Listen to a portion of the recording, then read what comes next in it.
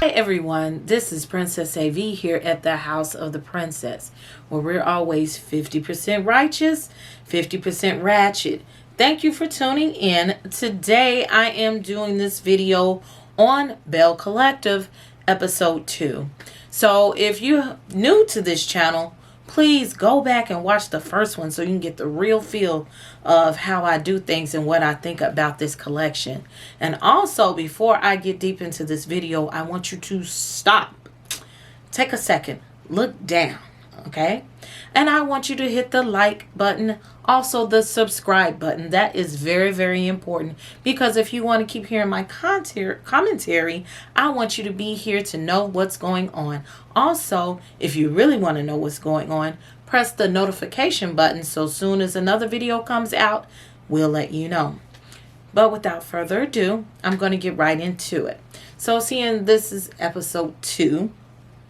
We got introduced to the women last episode, and we saw who some of the front runners are and who the principal characters are, the Nenes of the world or the Karens of the world in Mississippi. So I really was feeling that. So I'm just going to go down from the beginning to the end today and doing my commentary. First we go to Latrice's house, the goddess length boss. I want to say that her house is gorgeous. And I've been to Mississippi a few times. I can't say I've been to Jackson throughout the whole area, but I've never really seen a house like that. And I want to say it's just gorgeous. It's a $1 million home. You can definitely see where the money resides, okay? It goes into the background really of how she started Goddess Lent's weaving and hair care. And that she started in the trunk of her car. And that her husband, Cliff, a.k.a. Zaddy, really didn't support her dream. But I'm glad she stuck with it and became a boss, because no matter if you're married or single, ladies, you still need to have your little coin on the side, because you never know what is going to happen to you. Even your husband, if you stay with him, your husband might get sick. You need to know how to do something, okay? You need to have a little coin on the side and not just wait for your little allowance. So I like that, and that she had the tenacity to keep going and to achieve her dreams.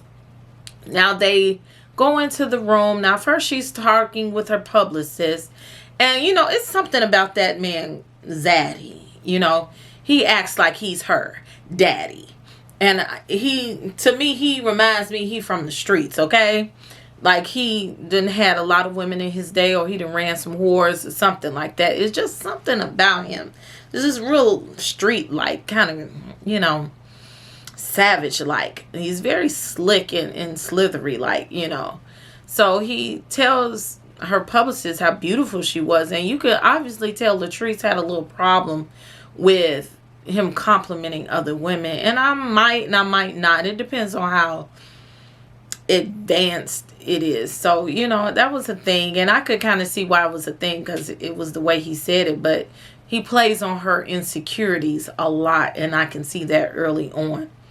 They talk about her expanding the business and how he's going to invest in the business. So she started a new hair care line to go with the weaving. And I think expanding is always great. You should always be ever growing. From there, the next scene is Letitia and Tambra. They go to lunch, and Letitia fills in Tambra about the ladies' brunch where Marie and Latrice got into it. Tambra was glad she wasn't there. She doesn't seem like she's a person, you know, that's about the drama. But, you know, one thing I will say, that Letitia and Tambra, when they talk, they're really affected. And I couldn't see myself being around a person like that every day that talks like, oh my God, now we're going into the next thing. Like the way I talk on camera a lot of times, or I talk on the radio, is not the way I talk in person. Right now I'm talking to you. I'm using a little bit of my television voice, but it's not that. And I can see why a lot of people say they're acting. I don't think they're acting. I think they're just so used to being on that they don't know how to turn it off. So Letitia makes mention that she didn't get a chance to announce Farrah Street at the brunch because of the turmoil that happened. But I think that was some light fight. That wasn't nothing big, but She is going to try again, and she wants to get the people together. But Tamara was like, well, you know, I'm having a birthday party. I don't want these girls acting up in my party. So she was like, are you sure I should invite everybody? And Letitia was like, yeah, we're going to keep the peace. So next we go into Miss Marie, the troublemaker, the drama queen. And I'm sure she's going to give us a lot of drama this season. She goes into her history. She got a husband. She got a son that has 3 kids, all under 1 year old. I would have kicked him in his balls the minute he told me he had got all them girls pregnant. Okay, you know, I'm trying not to judge, but there's something about that, you know. I raised my child better than you. Don't use no condoms. You don't date girls with birth control. That you would just sit there and get not 1, not 2, but 3 girls pregnant at the same damn time. And you gonna go to, no, you going to work. I don't know about you going to school, all that, but honey, she says that she financially supports him. He goes to school and he gives money to the baby mamas. Me personally, I've told my children that I'm going to be a terrible grandmother if you have children anytime soon. My life is my life. My money is my money. And what my people told me when I was out there getting ready to get screwing, she say, I didn't have the pleasure of laying down to get them, and I'm not going to have the pleasure of paying for them. I can't. And you taking care of the kids too. So, you know, and you got 4 kids of your own in total. For me, that's just too much stress, too much drama. Sometimes when people do that, they feel some type of guilt. Maybe she might feel guilt for going to school or spending so much time away from him at an early age in order to achieve what she's achieving. And now she wants to make up for it. I understand she says those children are an extension of her. I would never want to see anything happen to my kids or my grandchildren, but at some point you got to make some boundaries and you got to show some tough love. So I think that whole thing is a mess. I can see why the previews for next season talking about her husband is in Aruba. I'll get away from you two and all that mess, because that's mess. Now she also talked to her little best girlfriend Essie, aka her assistant, reference to Latrice and what happened at the party. And she says she's going to come for Latrice. You know, it was an issue that shouldn't have come up there at the tea or the brunch or whatever. And it should have been taken care of at another time. It was unprofessional. It was messy. And she was wrong for saying, I'm going to come for her at the party. You had all the phones and all the walk-ins to do all that time. But this is reality TV, so what else can we expect? Next we go to Letitia again, and she's taking a tour with Miss Dorothy on Ferris Street, and they give the history of Mississippi, which was good. I loved all the pictures and the artifacts that they came with to show you all of the good stuff that was there. She mentioned that her grandfather had a sister that had a business on Ferris Street, and she wanted to kind of follow in the footsteps of that whole thing. And, of course, they had to do some plugs that Obama ate at the Peaches Kitchen and also B.B. King. And it used to be a little celebrity hub, so it was really, really important to kind of revitalize that. And how popping it used to be. It looked like it was fun down in Jackson with the KKK coming behind them and all. You know what I'm saying? But, you know, to each his own. Then we go to Antoinette and Latrice, aka Frickin' Frack in my book, okay? So you come by, Latrice comes by to Antoinette, and of course they're setting it up for the next scenes that we're going to see. To give the background history of Antoinette. So Latrice brings by her beauty supplies, her new box with her, was it shampoos and conditioners or whatever for her to sample. Which is cute and all, because you know this girl get her hair done. All she do is get a wig put on, but it's okay. It's for TV. But I did like the packaging. It was cute or whatever. I would try it out. It looked very nice. Again, they recapped the brunch. Of course, we don't have a whole lot to talk about now because it's only the second episode. Antoinette mentions about her husband. I get some weird vibes about her relationship with her husband. I don't want to say that he was abusive or anything, but it's just something about the way she tiptoes around her husband. But I also found out on Twitter, not on Twitter, on the background episode, that when Carlos King chose her for the show, that she was still married. And so now everything is really, really, really fresh with her. And this is following her having him move out the house. And she mentions how she redid the house completely. And maybe she was a little bit of a Stepford wife, because she was like, it used to be rustic, but now it's this, that, and the other. So it gives you also vibes that maybe, like Latrice, she's a yes woman. She just did for her husband because she wanted to make him happy. She wanted to be what he wanted her to be, and maybe she got tired.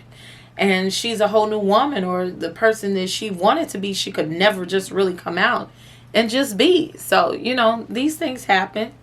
And she made sure I'll change everything, you know. So it was kind of weird, because she brought out these baseballs and stuff, and she said her husband was a big baseball fan. I would be to think just give him the stuff back and send it to him, or just throw it in the trash. But of course they had to make a ceremony out of it, you know, and put everything out on the table and go through the pictures and stuff. The next scene, Miss Tambra.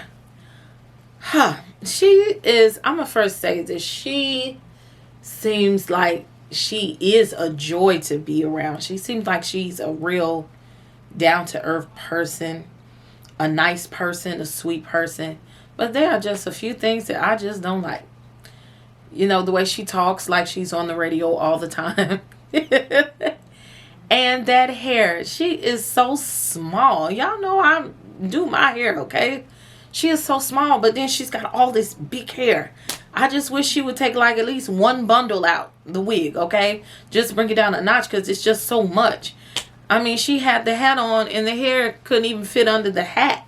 I just, you know, I guess, you know, it's a southern pageant thing to have big hair. But these days, it starts to look kind of drag queenish. And I also think she should just switch up the makeup a little bit. I used to wear lipstick colors all the time just because I liked them, not because they just looked great. But I could just see with her fashion, I could just see just a little bit more that she would just tear the house down, okay? Because she's a gorgeous woman. But I don't know, those little twinges, I just don't really like the pink lipstick and everything. It makes it look pale. She was meeting a stylist for the party, and these are the people that are supposed to tell you this. But I think, you know, part of that was just for him to kiki with her for the show. But she was finding an outfit for her birthday party, and she was mentioning how she's 40, and everybody's talking about her having a baby, and her parents want her to have a baby. Of course, she probably want to have a baby. And she froze her eggs. She also mentioned her having fibroids. Well, those of you who are on my channel already, you know I have videos about fibroids, and how I feel about that, and being a survivor of that situation. So I can understand it's a scary thing, especially when you haven't had children. She also mentioned that a basketball player offered her $1 million to have a baby. And you got some high morals, girl, okay? That's all I'm going to say. Because it's a lot of women that just like, oh, okay. Even though the $1 million would have ran out, because children are expensive, but he probably would have still given you child support. But I understand when it comes to kids, she seems like she got a lot of morals, and she has a lot of standards, and money didn't affect her. She wants a family, and she wants to have a baby with someone she loves, and I'm not going to knock her for that. Not at all. And she just also seems like the quintessential black career woman. We sit and we take our careers so seriously, and we start getting old. And the family ends up kind of getting on the back burner when it kind of needs to be in the front a little bit more younger. But you want to be accomplished, so it's like a double-edged sword. You know, you're trying to be this and provide and have a life for the baby to come, but then you get too old to have the baby. So we'll see what she says about that as the season goes. More power to her. God bless her. We come back to Antoinette. Now they have this big to-do out here in the baseball park, and she wants to get rid of the baseballs or whatever and rid herself. Now I've had to get rid of some boyfriends and some soul ties, and we do rituals, so I kind of get it, but I just thought that was a bit much. But to each his own. But you could tell that she's really, really hurting, and she was really fresh and really broken, and it's going to take a while for her to kind of get her groove back. And she's a gorgeous woman too, so I think it's smart. She'll get somebody to blow her back out real soon. She mentioned how she didn't want to raise biracial children in Mississippi. I think that childhood trauma that she went through, she's kind of put it on her unborn children. But I understand. So, baby, you need to find you a nice black man, little chocolate mandingo thing if you want to have some kids, okay?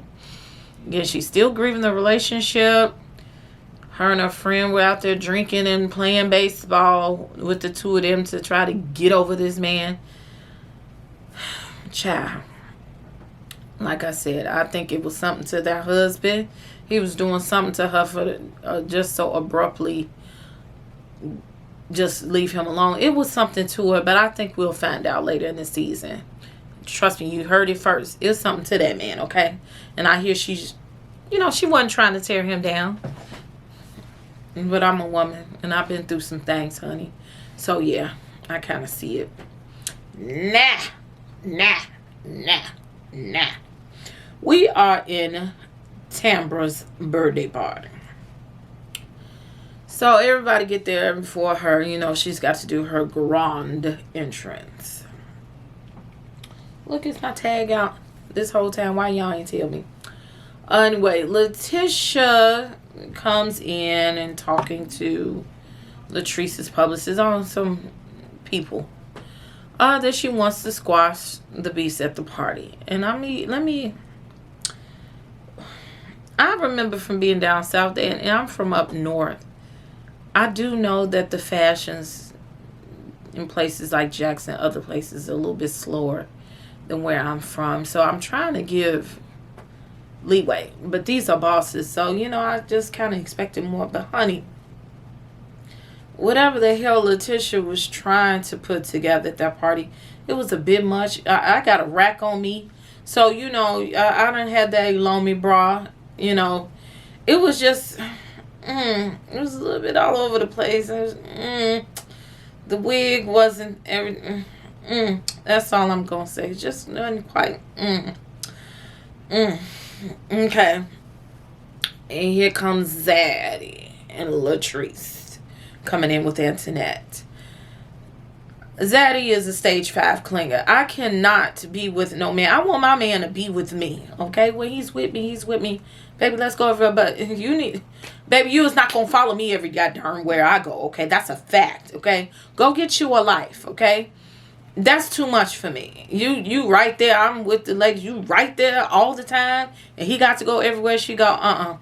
And my daddy wouldn't even do that. That was too much for me. And I also notice how he flirts with everybody. So maybe he's a whore in his past life, and he think his woman gonna be a whore, so he got to follow up behind her. I don't know. Maybe he going to meet women. It's something about that man.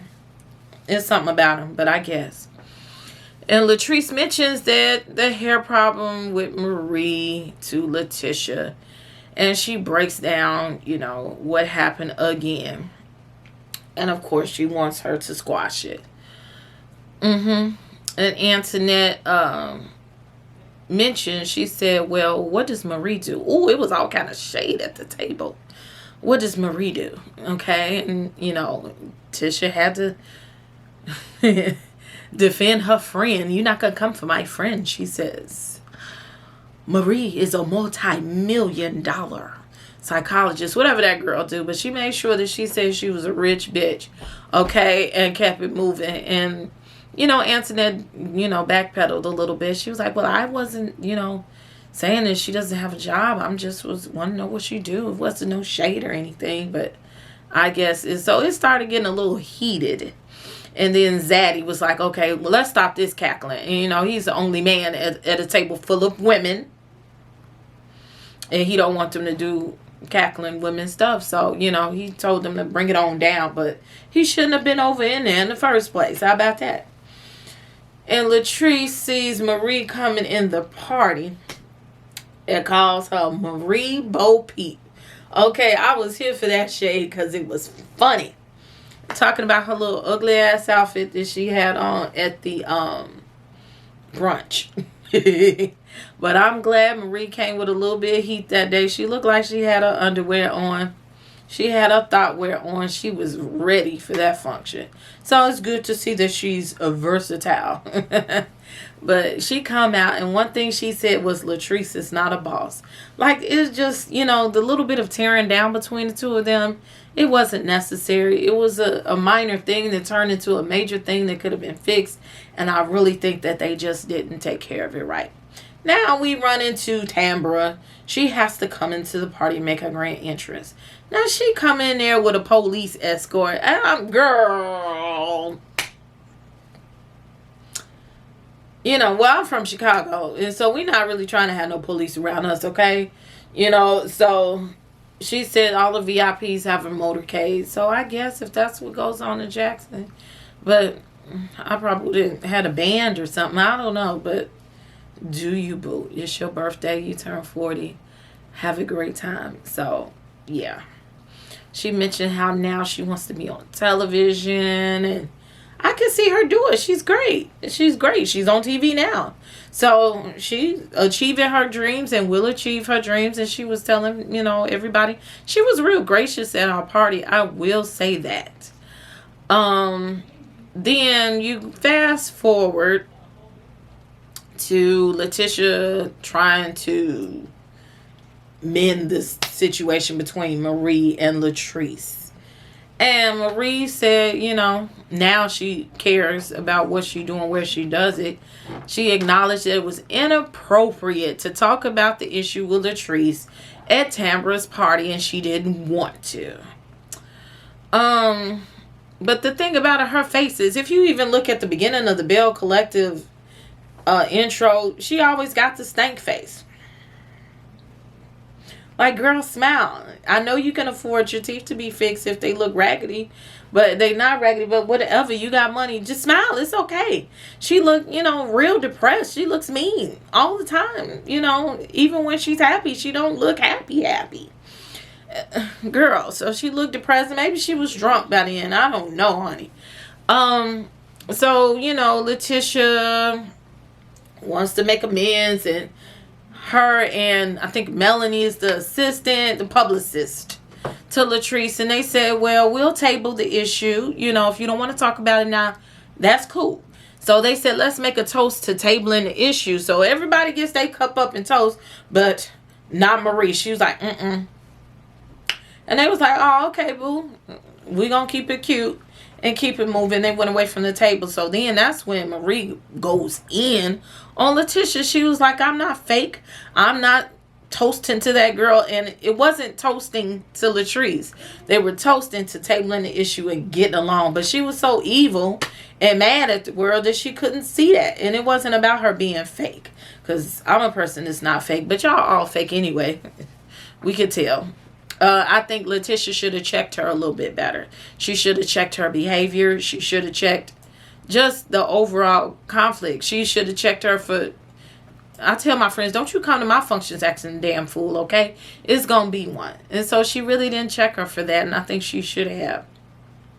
But in the confessional, she's always talking about, I need to get these people together so we can buy back Ferris Street. And we could do this for Ferris Street. I can't do the Ferris Street if they're not getting along. And I'm thinking, like, is your only motive for getting these people together is Ferris Street? Like, do you not see the bigger issue with these people here? So that's always an issue as well. Look at people hitting me on my inbox. Also, you could tell that they was drunk. Okay, they was getting it in. They was having a good time. And then Letitia goes to talk to Antoinette to see, you know, what was going on with her, how she felt about the brunch, and they kiki.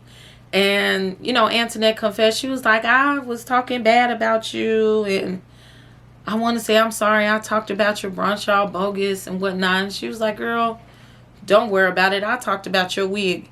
And she tugs at her wig. You know, I'm glad at that point it wasn't a fight. It was a good kiki, and they went about their business. Then the scene ends with Tambra is toasting, to everybody being a boss. And I'm kind of selfish when it comes to that kind of stuff. I'm not toasting to nobody else on my birthday, okay? So I'm like, did they do this for TV or what? Because I'm toasting, hey, I'm glad all my girls is bosses. All my girls is here. But at the end of the day, it's about me, okay?